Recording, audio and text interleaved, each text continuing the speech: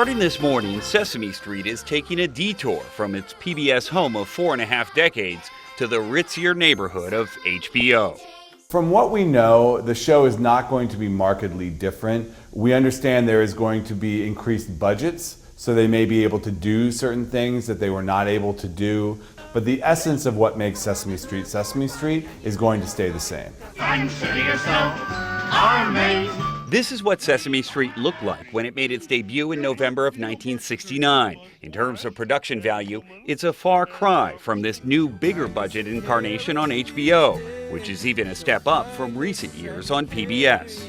Some of the effects or puppetry might be a little bit more sophisticated. And you could make the argument that Sesame Street has worked for, as long as it's been on the air. Why tinker with it?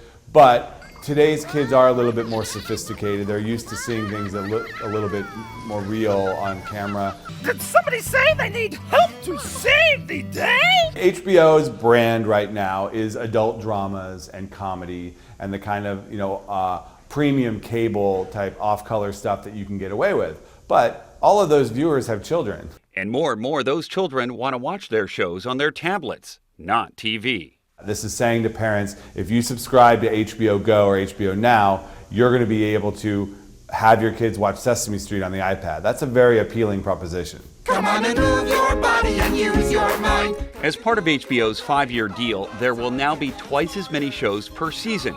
New episodes will air exclusively on HBO. Then after a 9-month window, they'll become available on PBS. Sesame Street is still going to be available on public broadcasting for free, but it's the second tier. It's not the episodes right when they come out. Whether kids care about this, I don't know, and that's yet to be seen. But certainly there was value in that for HBO, and they believe that families will want to watch that programming right when it's available and will pay for that privilege. The only grouchy thing on Sesame Street is my trash can. Just how lucrative a deal this is for HBO remains to be seen. Having Sesame Street puts it in a more competitive position against streaming services like Netflix and Amazon Prime. The question is, will children suffer if their parents can't afford HBO?